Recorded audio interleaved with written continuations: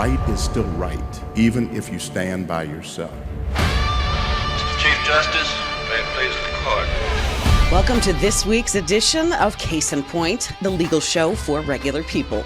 I'm your host, Sarah Parshall Perry, a senior legal fellow here at the Heritage Foundation in Washington, D.C. This is your cool, fast-paced, regular legal show, not one of those wonky lawyer-speak legal shows. And we're glad you're here because we have some SCOTUS news to share with you. 3 huge cert grants. That is cert, a petition for review that is granted by the Supreme Court. And remember, the Supreme Court gets hundreds of cases every year. So every cert grant is a big cert grant. But let me tell you about 3 of the biggest that have just come down in the past 48 hours. The first is a case called Catholic Charities Bureau versus Wisconsin Labor and Industry Review Commission. It comes down to this question. Did the state of Wisconsin violate the First Amendment Religious Freedom Clause by denying a Catholic group a tax exemption from state income tax because it determined the group didn't meet the state's criteria for religious activity?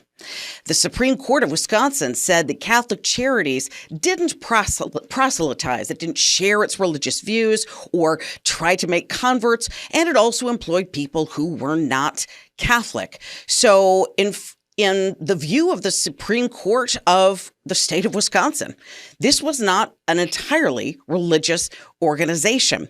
But at this point, there are going to be high stakes. It's going to change the face, potentially, of state tax deductions for religious organizations going into the future. And it pits tax law in the states against the Constitution's free exercise of religion protection. Big religious liberty case that was just granted. Here's another one, the one I think a lot of us saw was coming, and in fact, one I've mentioned here on the show, a case coming up on appeal from the D.C. Circuit Court of Appeals called TikTok versus Garland. Now, this particular case concerns the Protecting Americans from Foreign Adversaries Controlled Applications Act.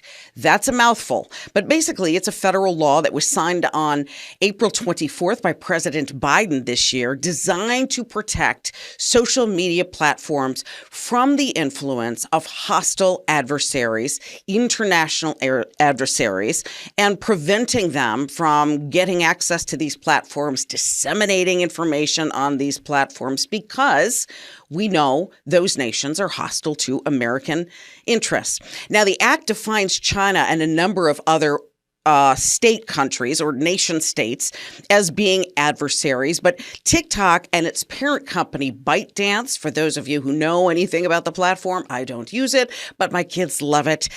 They are alleging a violation of the First Amendment. In other words, you can't restrict us from publishing, from utilizing social media platforms in the country, even though you have determined we are foreign adversaries of the United States. Well, the D.C. Circuit Court of Appeal did not buy TikTok's First Amendment restriction, its censorship argument.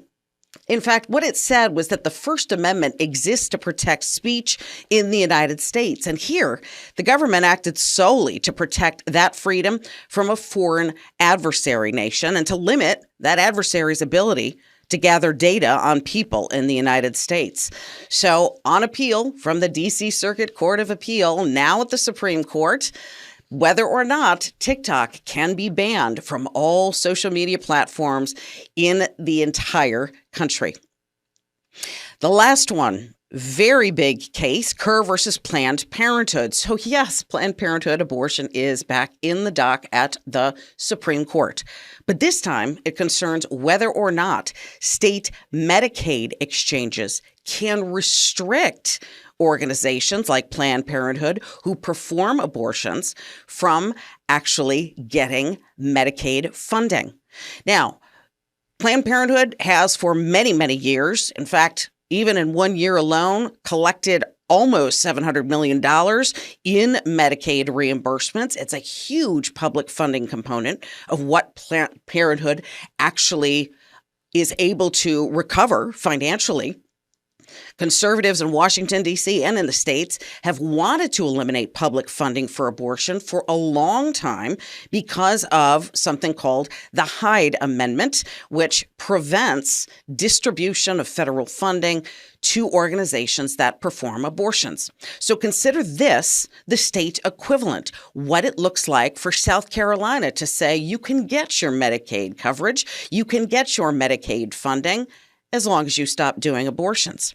Well, does that provide individuals wanting abortions a legal claim to be able to sue and request a specific provider, here, a specific provider for abortion? So time will tell. But one thing is certain.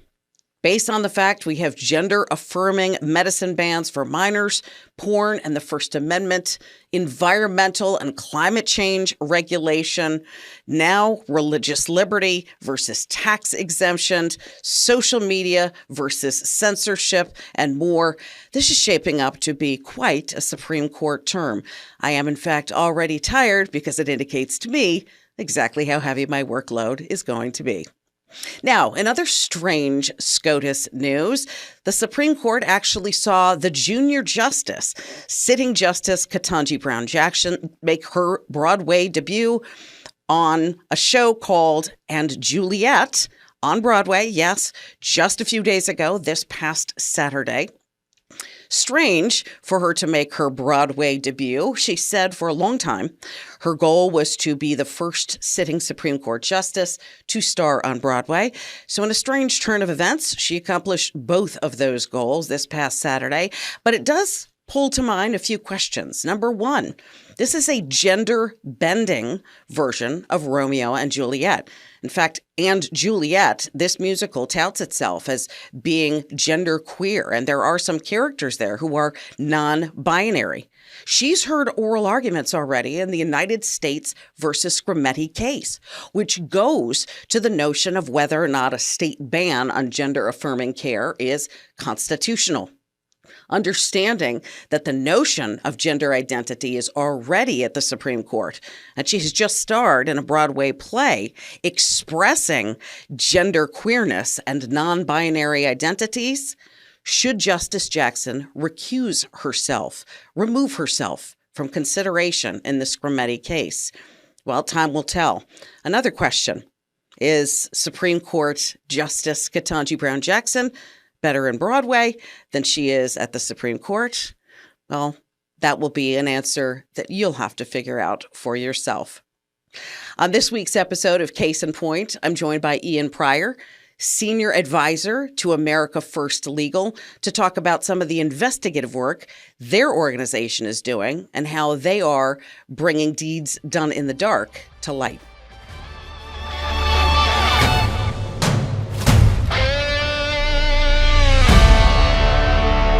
Joining me now on Case in Point is Ian Pryor, who is the Senior Advisor at America First Legal. And Ian is simultaneously the Executive Director of Fight for Schools and is the Chief Executive Officer of Headwaters Media. And he got his LLM and his JD from Boston University. Welcome to the show, Ian. Thanks for having me. So we have a lot to cover on this show. In fact, as I was at the America First Legal website, I had to find myself cherry picking the things that were most timely and pressing because the organization's been doing really significant work right now in everything from DEI and critical race theory to parents' rights and education, to government corruption. And the organization itself is really sort of the answer to everything that the left wants to advance. And it uses the investigative machinery of the FOIA process. So I want to start there because the FOIAs that your organization have filed has really sort of informed where the litigation goes and what's come to the fore about what's happening behind the scenes in government. Yeah, absolutely. So we do a lot of oversight work with really, all of the departments in the federal government, and we'll get things that, maybe you have to dig deep to find something, and then we'll get other things where it's, hey, there's a lot here. So I'll give a couple of examples. Generally what we do is, we see an issue that we want to investigate, and then we'll send a pretty fulsome FOIA.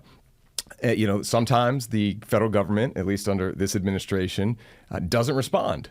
And so that ends up in litigation, and you go through the FOIA litigation process, and eventually you start to get the documents on a schedule throughout that litigation. It's not a typical litigation you would see, where you're going to court and arguing motions, but it is a way to force the government to comply with their obligations under FOIA. So I'll give you one example where we had to bring a lawsuit against the FDA.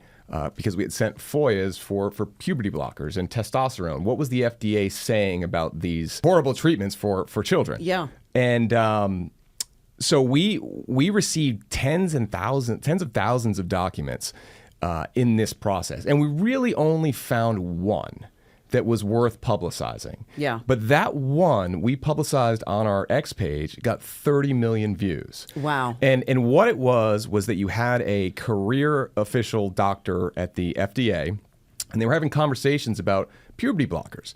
And she says, well, puberty blockers have the tendency to cause suicidal ideation and depression in children. Nevertheless, we still should approve this for transgender children. Right. Which is insane when you think about what you're saying in that one sentence.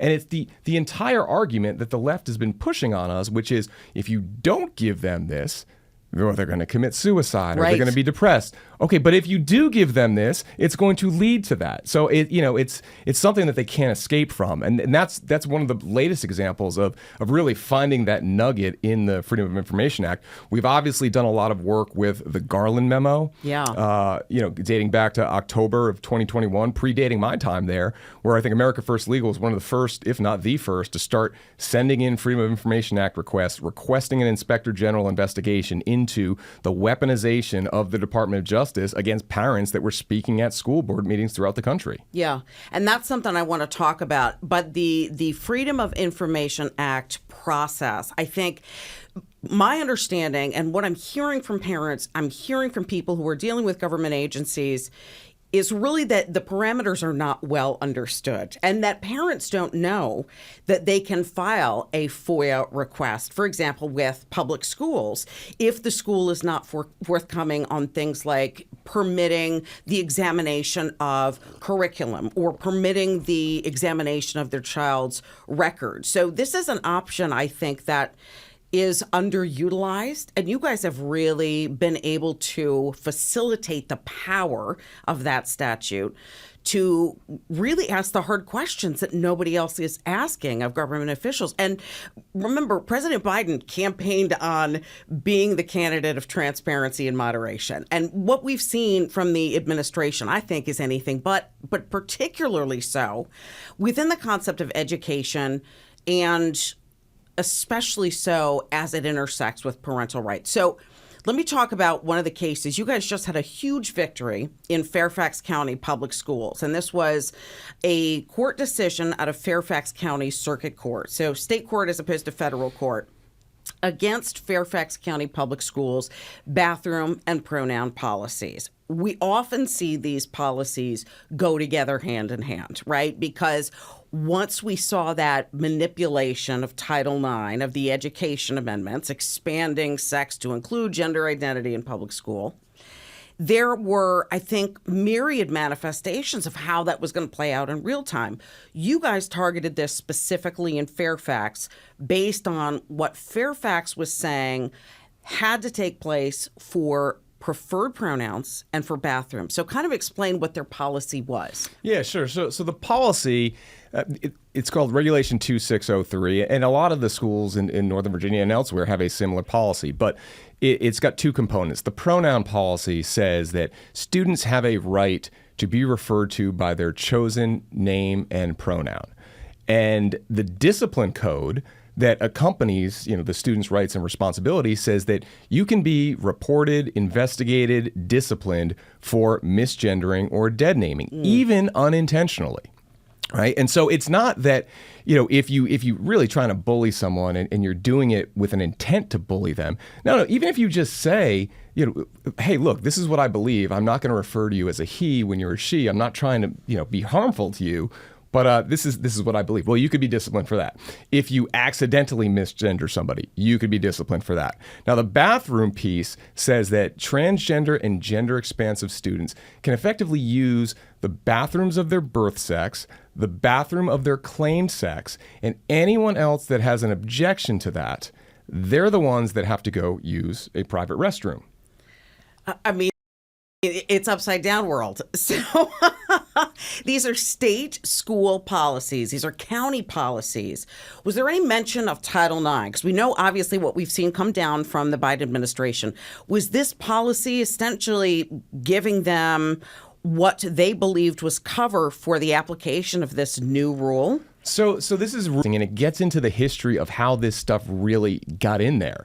You go back to 2014, right? And I think that's when the Obama administration started interpreting Title IX with their guidance letter saying, well, the sex means, gender identity. And that obviously flips back during the Trump administration. But in 2015, Fairfax County Public Schools first passes the policy creating gender identity as a protected class. Right.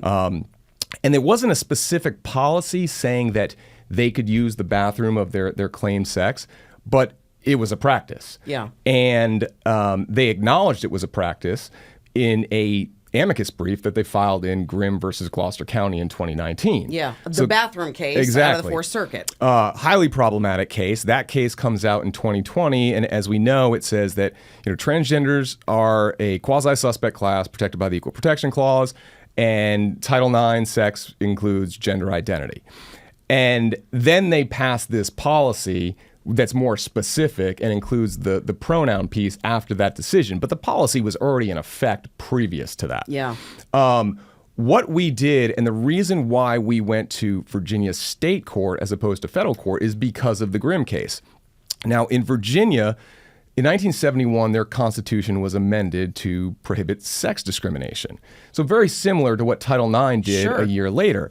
And it says that in Section 11, it says mere separation based on sex is not discrimination. So you got clean text there you got to grapple with. Clean with. text. And so what would your justification? I mean, their justification is always non-discrimination. But if separating on the basis of sex, biological sex, is not discrimination under the Constitution, well, then your reason for doing it is not valid. Yeah. And so we proceeded down that path with the bathroom issue, and then the pronoun issue. There's a very important case that came out from the Virginia Supreme Court about a year ago, Vlaming versus West Point School Board, where you had a professor that was terminated because he wouldn't use the chosen pronoun of a transgender student. Sure. And the court was very clear that in Virginia, free exercise rights are probably even stronger than they are nationally. Right. And that you cannot have this kind of policy unless it's narrowly tailored to address a substantial threat to public safety or order. Right. And we saw that and said, all right, now it's time to take that ruling and start applying it to these schools in Northern Virginia specifically that are violating both Vlaming and are violating their rights under the Virginia Constitution. Yeah, that seems, and it was such great air cover for the case you guys brought in Fairfax County Circuit Court. The Vlaming decision just being about pronouns. Again, this is a French middle school teacher who said, listen, my beliefs indicate that there are only two sexes, and I'm going to do everything I can to use your last name, but I don't want to be compelled to communicate a message that I disagree with, and that is contrary to my religious beliefs. And those particular free exercise and free speech rights in the Virginia Constitution are even, as you mentioned, in certain contexts, even more strident. They're even more protective, even more stringent than we see in the federal Constitution. So that strategically, it was a great approach. And just for those who are listening, the Grimm versus Gloucester County School Board was the Fourth Circuit case. It was a terrible decision. This was a transgender individual who wanted to use an opposite sex bathroom. They treated transgender status as a quasi-suspect class. Well, we've talked on this show about United States versus Scrimeti, which is at the Supreme Court. We've heard oral arguments, and we've discussed them here on this show. And one of the arguments advanced by Solicitor General Elizabeth Prelogger, who was arguing for the Department of Justice, was that transgender status was a quasi-suspect class, and because of that, it was a violation to restrict any benefit or any interpretation based on transgender status. And remember, this is the Tennessee gender medicine ban, and it bans for both sexes, boys and girls, only based on age and only based on the age to which those particular puberty blockers, surgeries, hormones were going to be put. So it was an age and use restriction, not a sex or transgender restriction, but that quasi-suspect class analysis. In other words, it's the same as sex. We have to analyze this with a higher degree of constitutional skepticism, I think is not going to play well. But we know in the Fourth Circuit, when you're dealing with federal court, so far it's had a great run. But I think that question is going to have to be answered once for all by the Supreme Court in the Scrimeti case, because we've been grappling with this for a while. Is your gut instinct the same, that quasi-suspect class analysis is going to have to be addressed this term? Absolutely. And I think that's certainly what we're looking for, to see what comes out of that decision, because that ultimately is what gives these school districts the impetus to do what they're doing. Say, hey, look, well, we've got this Grimm case, or there are other circuits that have addressed it, some differently, some the same. If you take that away, then this becomes a more rational decision, and now you have to compare non-protected rights based against protected rights, whether they're fundamental rights like religion, whether it's race-based rights, whether it's sex-based rights, et cetera, based on a different level of scrutiny. So what we did, this case has kind of taken a couple of different twists and turns. We represented one student, Jane Doe, who brought a claim on the pronoun policy and on the bathroom policy. And what happened was, at her school, she went in to go use the women's room. Boy goes in. She said, I'm not going to do that. She reaches out for an accommodation. School says, sorry, that's what the policy is. You can use one of the 4 private restrooms. Now, this individual is not even transgender. He's gender expansive. So as we allege in the complaint, he uses the boys' room sometimes and the girls' room sometimes. So it really is sort of a perfect case to test just how far these school districts go, because this is not Grimm.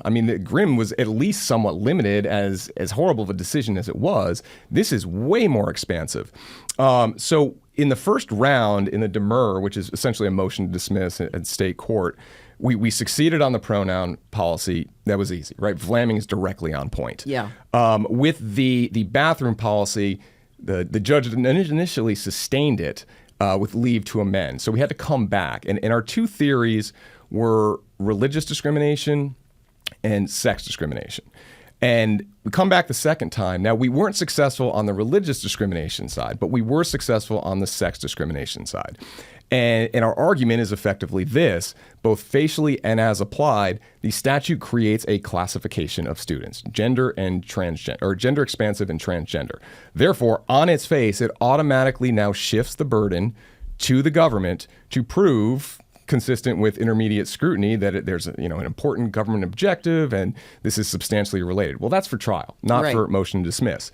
And it's discrimination because you treat an individual whose asserted sex is different than their birth sex more favorably than a similarly situated student whose birth sex is the same as her asserted sex. Right. She's the one, she doesn't get to feel safe and comfortable in a common restroom, but he does get to feel safe and comfortable in a common restroom, whether it's the boys' room or the girls' room. Yeah. So that was the theory, and the judge overruled the demur. So now we're moving on to the next phase of this case. That's excellent. It's interesting because there's an interesting sleeper hit at the Supreme Court right now. I'm actually really surprised it hasn't gotten more airtime, and it's a case called Ames versus Ohio Department of Youth Services. Now, this is employment discrimination law as opposed to sex discrimination within the concept of education under either the state constitution or federal civil rights law. But the Ames case has actually taken a similar argument. This is a woman who is suing her employer, her former employer, for sex and sexual orientation discrimination because she was passed over by 2 less qualified candidates for promotion, one based on sex because it was a homosexual man who was one of the successful candidates, and one. It was a homosexual woman. So she's argued sexual orientation discrimination. In other words, you've treated the lesbian more favorably than you've treated me as a heterosexual woman. And also she's claimed sex discrimination because a man who was gay was also promoted. I think that takes we're turning anti-discrimination law on its head argument and really puts a spotlight on it. And I'm hopeful, based on what the Supreme Court does in the Ames decision, that it might bear on cases like yours against Fairfax County schools, because we're now seeing, I like to call it the upside down, right? I don't know if any of our listeners are Stranger Things fans, but my daughter is. my kids are as well. They're absolutely obsessed with it. But it really is the purpose of civil rights law to guarantee equality has now become to guarantee specialized treatment depending on which victim class you fall into. But I think that case may have some bearing going forward on what that looks like when we take immutable characteristics, right? Those that are unchanging, those that are given to us by accident of birth, as the Supreme Court has said. And we subjugate them to different identities that are not immutable. But I think it's a brilliant argument from the standpoint that for the Virginia judicial system, you guys are having to put them to a very hard point on, wait a minute, if people can use whatever bathroom they want based on their gender identity, but people are forced into a different bathroom because of their biological sex, what is the point of anti-discrimination law that prevents sex discrimination? Right. And, you look at what these schools are doing. Now, look, bathrooms should be boys' rooms, girls' rooms, right? Yeah. Separated by biological sex. But they do have another option. They could say, all right, well, we're going to have sex-segregated restrooms based on biological sex, and then we're going to have a common restroom where anybody can go in, and it'll be gender neutral. They could do that. Now, I don't think that'll work. I don't think people will use that restroom. Yeah. But that's not what they want, because it's really not about protecting a particular student. It's about forcing an ideology and forcing students and their parents ultimately to accept this as the new reality. Yeah. Right? That's what it's about. Because if it really was about, well, there's a kid that's not comfortable being a boy and we don't want to force him into the boys' room, fine. Have a unisex bathroom that's an alternative. Right. They could do that. They don't do that because they're trying to force an ideology. Yeah, it really isn't just about behavior. I mean, when you're getting into things like pronoun policies, and we're beyond even discussing curricular inclusions, right? That used to be sort of the tip of the spear. You mentioned the informal guidance that came from the Obama administration, right? One of his last acts in office was directing Catherine Lehman, the civil rights secretary at the time at Department of Education, to issue letters to all of the stakeholders. In other words, all of the state and local education associations, to open all bathrooms up based on not just sex, but transgender status and gender expression as well. And that was sort of, the cavalier, shot over the shoulder before he left office. But it really has been going on, not just within curriculum, but with this increased demand, and that's really what it is, to kowtow on the notion of gender orthodoxy. And I think the school kids, and this is why victories like this are so encouraging, American school kids and their parents by association are really in the crosshairs, right? You've got kids who have two authority figures in their lives, right? Their set of parents, and then a teacher who says to them, maybe your dad or your mom or your doctor was wrong about your birth sex. And maybe you're the one who's being discriminatory by not allowing a male student in to change with you, Jane Doe. Those are the kinds of fights I think that are going to get uglier before they get more tolerable. And you guys are right at that intersection right now. And speaking of that intersection, I found fascinating a recent investigation you guys opened up, because it actually goes to the notion of targeting parents, targeting American school kids. And the story sort of starts with what we saw during the COVID pandemic, which I think, and I've said this to other people on this show, was eye-opening for a lot of us who are parents. Because when American classrooms shifted to online learning platforms, and the private schools were the first ones to open up, but 90% of American school kids attend public schools, where those public schools were shut down, and desperate parents were saying, we not only want the schools to reopen, now we have serious concerns with what you're teaching in the classrooms, like critical race theory, like critical gender theory. And you guys recognized that a memo dating back to 2021 from the Department of Justice might have actually something behind it that was a little more nefarious. So tell the story. Yeah, so we've done a lot of work on this Garland memo. We put out a comprehensive report on October 4th of this year. That's like the three-year anniversary. But from the baseline, from the top line perspective, obviously the National School Board Association wanted to get this memo, wanted federal law enforcement support, because they claimed that school board members and teachers were under threat from parents pushing back on school closures and these, critical race theory and these other issues. So they send this letter over to the Biden administration. Biden administration says, great. Then DOJ works on a memo from the Attorney General authorizing United States attorneys and the FBI to investigate parents using domestic terrorism provisions on the Patriot Act for something that really should be local if it's happening at all. Yeah. And what we saw was that the NSBA was read into that by DOJ before even the public was, before even the U.S. attorneys were. Yeah. This is clear political collusion. And the House Weaponization Committee found last year and said, look, this was clearly done to influence the Virginia election, right, between Glenn Youngkin and Terry McAuliffe. So you start with that baseline. Now, I live in Loudoun County. I was part of all that fight in Loudoun County in 2021, and it progressed through stages.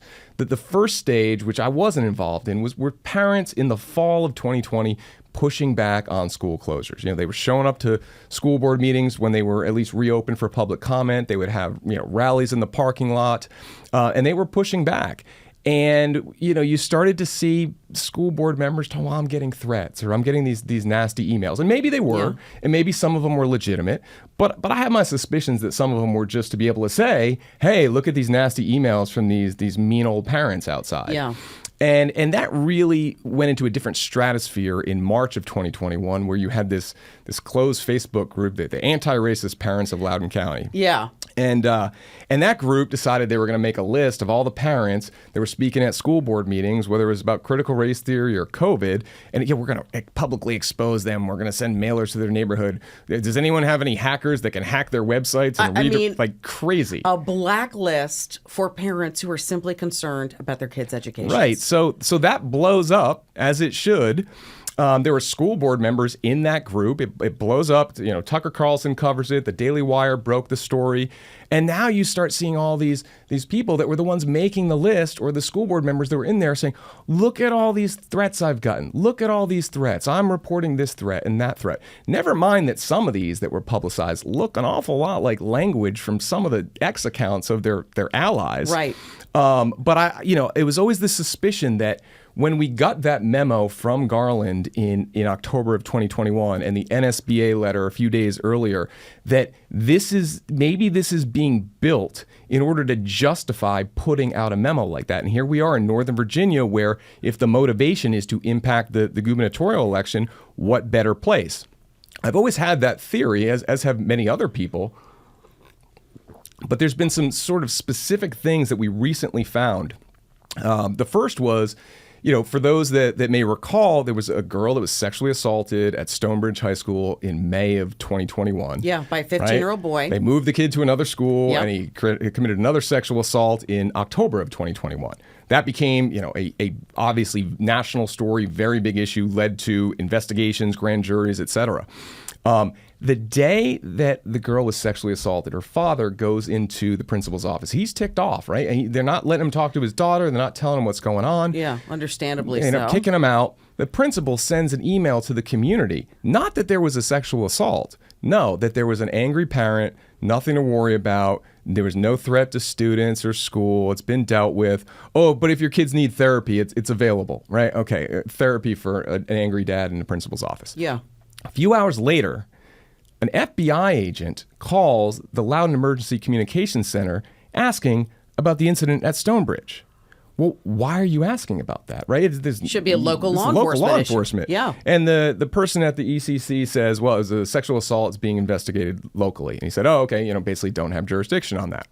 So that was kind of interesting. Why was the FBI looking at Loudoun County Public Schools in May of 2021? Right. So then that brings me to the famous meeting that happened June 22nd of that year.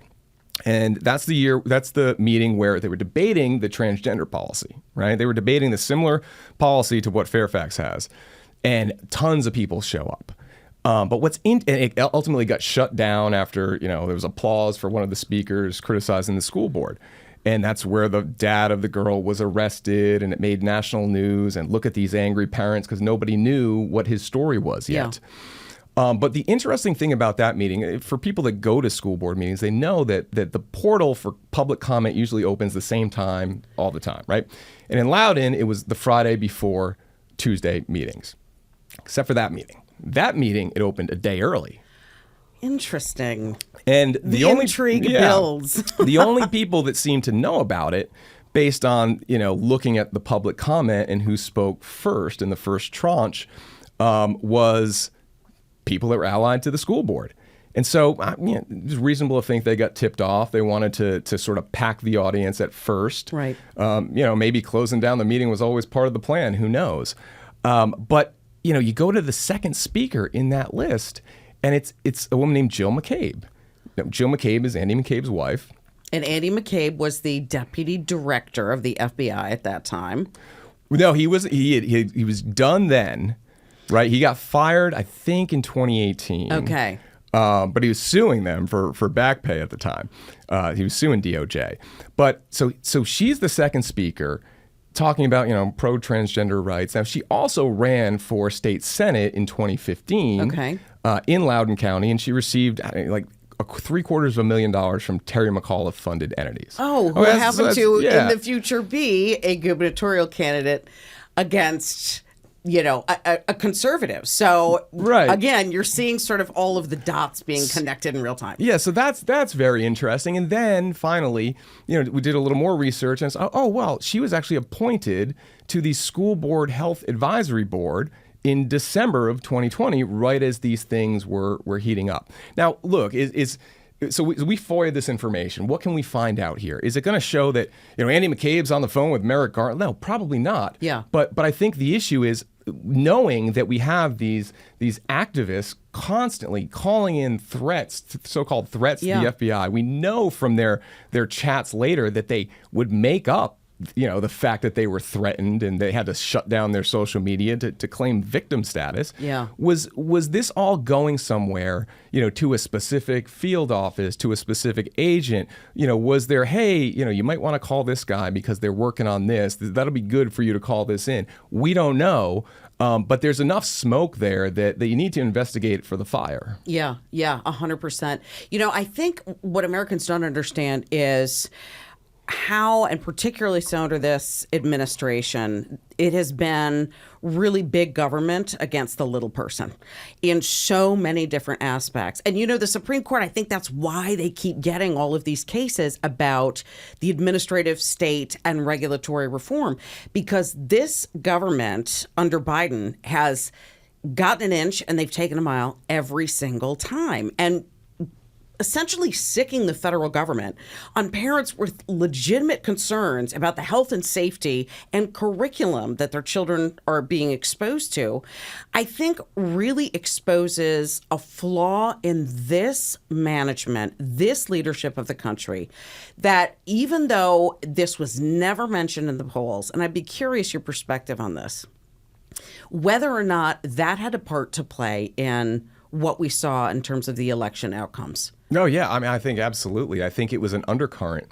throughout, right? I mean, you can talk about, the issues, whether it was immigration, whether it's the economy, inflation, but this was something that was there. They don't necessarily poll this, and it's tough to kind of poll exactly what it is. Yeah. But it's just this sense of, stop telling me what to think on things that are just ridiculous, number one, and stop shaming people because they have different opinions or they have different perspectives. Yeah. Stop calling people a racist because they don't believe in, getting rid of meritocracy or standardized tests. Yeah. I mean, this is the kind of thing that I think people just got sick of. Yeah. And I think what happened last month is really a referendum on that. And I think you're starting to see that it's ridiculous. Yeah. Right? People know it's ridiculous, and I think they're going to start dialing it back because they realize, this is not a winning issue. Yeah, that's exactly it. And I think more individual citizens, when they have what they feel is empowerment to be able to get a voice, particularly so in the local governmental area. And there's no better example of this than school boards and school districts, right? Where it is the management of education at the closest level to the people. I think if you take away that sense of agency and the freedom to be able to advocate for what they believe, that has a tendency to, I think, harden the perspective and change the mind of a lot of individuals. We saw Donald Trump across the board winning, for example, Black males, Hispanic males, suburban moms. And remember, this was a cohort that we were told in 2020 he couldn't secure. And what I've told so many people is the Title IX debate, the gender identity debate, sicking biological boys against biological girls, but boys who identify as girls, treating them the same, I think that was very much the last straw that may have tipped the scale in Trump's favor. You get one daughter on a field hockey field with her teeth knocked out by a biological male player. I think that has a tendency to wake some parents up. It wasn't just the COVID pandemic. It wasn't just critical race theory. It was watching this in real time. The dad in Loudoun County whose daughter is sexually assaulted. The mother who gets, again, sees her daughter get her teeth knocked out in New England during a game against a biological boy. I think these are really lightning rod issues. My gut tells me that we're hopefully, under the next incoming leadership, we're not going to see issues like this perpetuate in the future. Do you have that same sense? Yeah, I mean, I think I hope it's running out of gas. I think the left traditionally overreaches, the right traditionally underreaches. Yeah. And I think this was a massive overreach by the left, and there's going to have to be a course correction. One of the interesting things when we talk about these, whether it's critical race theory, you have critical race theory over here, you had a gender ideology, pick a topic. It's always the same far left activists that they defend all of these. There's no, it's like, why are you continuing to defend all of these? You don't even know, right? They don't even know. It's just, it's just about control, and we want to be able to control how people think, how they're taught, what they say, and God forbid you push back on that, right? Because then you're the bad guy. Well, now we've learned over the past month or so, not anymore, right? People are seeing it for what it is, and they're pushing back. And I think as we go forward in this, there's really two avenues, especially at the school level. Litigation, obviously, like the things we're doing, but that takes time. It takes time to get from client to decision to maybe through appeal, through these fundamental cases at SCOTUS that set the groundwork. The other thing, which this could be very helpful, is money. Yeah. Right? We know these superintendents of these schools, right, more than ideology, they like money. Yeah. And they like their federal money. Yeah. And they want that federal money, because they've got a budget that they can, pass out. Oh, I want to hire this person. I want to do this. I want to do this. They start losing that money because they're not complying with Title IX or they're not complying with Title VI.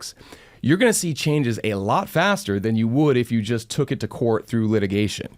Yeah. So, I've been banging that drum certainly in Northern Virginia, and it did come up in the Fairfax case. You asked if Title IX came up. Yeah, it did come up. And they had the argument was ridiculous. Well, we have to do this because of Title IX. Well, then no, you don't. Title IX is a spending clause case. It's permissive. It's a contract. The terms of your contract don't outweigh the Virginia Constitution. But they also said, well, look, if we don't do this, we're going to lose federal funding. It's like, no. But if you do this from this point forward, you're going to risk it. So that's it. Which is it? You can't have it both ways. Yeah. If you're worried about that, then you should say, look, we have to come into compliance. Yeah, that's exactly it. So one last question for you on this investigation that you guys have opened into the connection between Andrew McCabe's wife and this potential situation with the National Association of School Board letter and the Merrick Garland Department of Justice. These are essentially domestic terrorists, not just parents, which there are so many moving pieces here. What's the next phase in this process for you guys?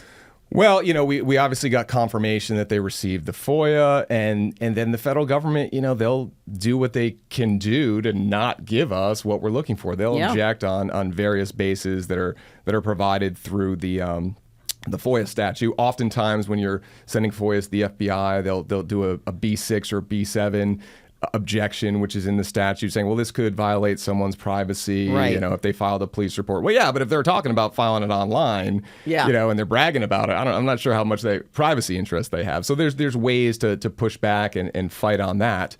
But we're gonna continue trying to get what we can get, and if it requires litigation, so be it. But I think one of the important things here is that the incoming administration, really takes a look at how the Department of Justice was weaponized. Now, at the time, it's like, well, this is crazy. We've never seen anything like this. Well, since then, this administration completely weaponized everything against everybody. Yeah. This was standard operating procedure. And this is one of the ones that, hey, we need to figure out exactly what happened, who was involved, why this happened, and what the result was, and make sure none of that ever happens again. That memo should be revoked on day one. Yeah, 100%.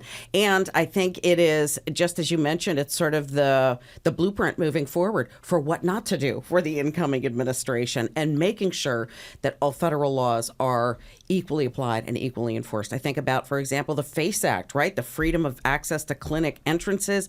We saw that weaponized after the Dobbs versus Jackson decision from the Supreme Court overturning Roe versus Wade.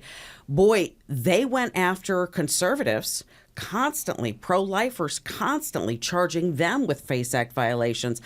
But when we saw groups like Jane's Revenge, who took responsibility for arson, for vandalism, for graffiti, for trespassing at crisis pregnancy centers or houses of worship, surprisingly, we didn't see that enforced to the exact same degree. Well, there's a similar type thing when you go and you speak at school board meetings, and you're petitioning your government for the redress of grievances, right? Yes. You're speaking on serious matters of public concern. And then all of a sudden, all these activists who, maybe they're nice moms when they go to the PTA meetings, but afterwards they're going to try and destroy your life, right? They're going to send letters to your workplace, to your neighbors. They're going to conspire to intimidate you so that you stop talking. Yeah. Right? This happens not just in Virginia, it happens everywhere. And it is a real disincentive to, your average mom and dad out there say, look, I'm not even going to go say anything, because then my life is going to get torn upside down. That needs to be addressed. Right? People need to be able to know that they can go speak on matters of public concern to their government and not be harassed out of town. Yeah, that's exactly it. It's so important, I think, for people remembering after the January inauguration that that's how government should operate. And I'm hopeful under this administration that is exactly how it operates. Ian, thank you so much for joining me on Case in Point. Thanks for having me. That's it for this week's episode on Thursday, December 19th of Case in Point. We hope you enjoyed yourself. We're educated. We're possibly entertained. Follow us on X at Case in Point Pod. And be sure to find our podcast on all your favorite podcast platforms. Also, share this show with friends of yours that you think could use a little law in their lives. And until then, friends, court is adjourned.